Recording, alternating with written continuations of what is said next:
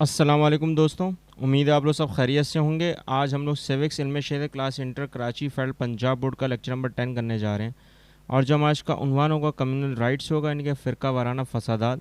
جو خلافت موومنٹ کے بعد شروع ہوئی تھوڑی بہت، اور وہ کون سے ایسے فسادات تھے جنہوں نے آگے چل کے تحریک پاکستان میں سب سے اہم کردار جو ہونا تھا، جو ہندوز اور مسلمز کے درمیان پیدا ہوا، اس کو ہم ڈسکس کریں گے۔ تھوڑا یہ انٹرسٹنگ ٹاپک بھی ہے کیونکہ ہماری کچھ کتابوں میں یہ چیزیں نہیں بتائی جاتی، اور کچھ کتابوں میں یہ بتایا جاتا ہے کہ ہمارے جو رائٹس تھے، جو اس وقت کے سب سے اہم جو ہمارے حقوق تھے، وہ اسی کے بعد شروع ہوئے۔ تو آپ کوشش کریں اس کو شروع سے آخر تک دیکھیں، کوئی بڑا ٹاپک بھی نہیں ہے، بہت چھوٹا سا ٹاپک ہے تاکہ پتہ چل سکے کہ فسادات ہوئے ہیں بر صغیر میں۔ اب اس سے پہلے کیونکہ ہم اس کو ڈسکس کریں، اس سے پہلے ہم یہ چیک کریں کہ ہم نے پریویس لیکچر میں، یعنی کہ ہم نے پچھلے لیکچر میں کیا ڈسکس کیا تھا۔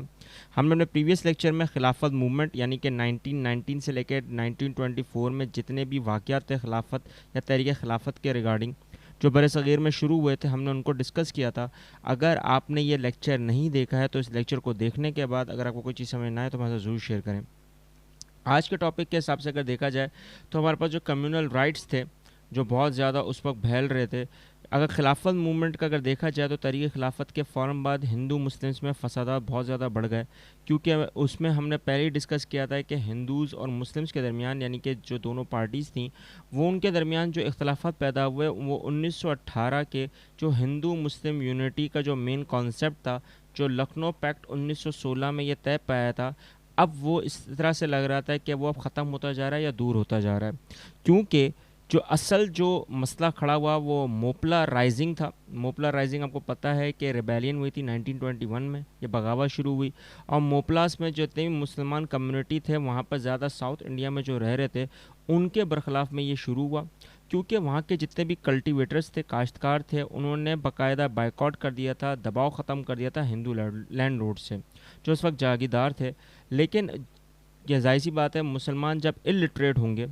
اور لوگوں کے درمیان اتنا زیادہ تصادم پیدا ہونا شروع ہو جائے گا تو خلافت موومنٹ کا کہیں نہ کہیں سوالات ہمارے دماغوں میں رہ گئے تھے، کیونکہ گاندھی کی وجہ سے اس وقت جو پوری خلافت موومنٹ تھی وہ نان کوپریشن موومنٹ بن چکی تھی، جس کا ہم نے پہلے بھی لیکچر میں کچھ ڈسکشن کی ہوئی ہے۔ اب یہاں پر ہندوز جو تھے وہ پے بیک کر رہے تھے برٹش رولرز کو، وہ ان کو دبا رہے تھے، وہ ان کو بول رہے تھے کہ کسی طرح بھی موپلا کا جتنا بھی جو ریبیلین یا بغاوت کا سسٹم ہے اس کو ختم کیا جائے، ہندوؤں سے یہ جتنا بھی جو گرد و غبار ہے وہ ہٹا دیا جائے، اور ہندو بھی یہاں پہ انتشار ہو گئے برٹش گورنمنٹ پہ۔ اب ہندوز کا جو سب سے لارج نمبر تھی جو برٹش آرمی میں موجود تھی، انہوں نے اس چیز کو، ریبیلین کو جو مسلمانوں نے ان کے خلاف شروع کری ہوئی تھی، اس کو دبانا شروع کیا۔ اب یہ بغاوت دبتے دبتے کیا رزلٹ آیا، اس کا کیا نتیجہ کیا بنا کہ اس وقت خلافت موومنٹ میں جو موپلا میں جو بہت زیادہ جو اٹھ چکا تھا، ایک انتشار اٹھ چکا تھا، اس کے حساب سے انڈیا کے جو کمیونل سسٹم تھا اس میں بھی ہندو لیڈرز اور آرگنائزیشنز نے اس چیز کو بہت زیادہ ہیٹریٹ کے طور پہ لیا، اور اس وقت کے سوامی شرانندا جو تھے، جنہوں نے شدھی یا پوریفیکیشن موومنٹ، یعنی کہ آپ نے دیکھا ہوگا شدھ کا مطلب ہوتا ہے ان کی زبان میں پاک، تحریک پاک کا انہوں نے آغاز کیا، اور پلس پھر ہندوؤں کو یہ سوچنے میں مجبور کیا کہ وہاں کے لوگ اسلام کو کنورٹ کیوں کر رہے ہیں،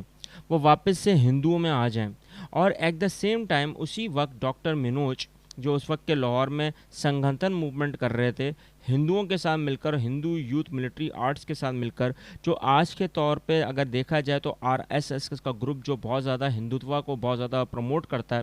اس وقت کے حساب سے مسلمانوں پر یہ سارا ظلم تھا، اور مسلمانوں نے پھر اپنی تحریک شروع کی جس میں تبلیغ اور تنظیم موومنٹ بہت زیادہ آتی ہے۔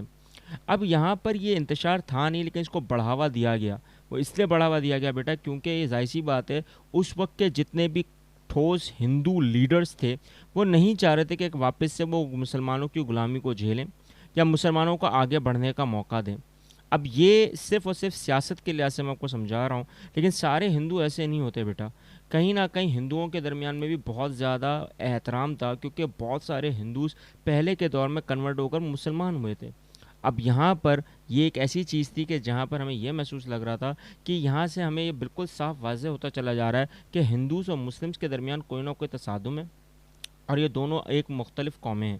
کیونکہ اگر آپ ان کی ڈائریکشنس کو دیکھیں تو ہندوز نے اپنے ایشینٹ جو سویلائزیشن تھی اور کلچر تھا وہ مسلمانس کی طرف ٹورڈز کیوں کیا، کیوں لے کر آئے؟ کیونکہ ان کو پتا تھا کہ ان کے مذاہب میں کہیں نہ کہیں تھوڑا بہت ڈسکرمنیشن آ جاتا ہے، جہاں پر کہیں نہ کہیں جو ہندو لیڈرز ہیں وہ نہیں چاہیں گے کہ کہیں نہ کہیں وہ کنورٹ ہو کر کیا ہو جائیں، مسلمان ہو جائیں۔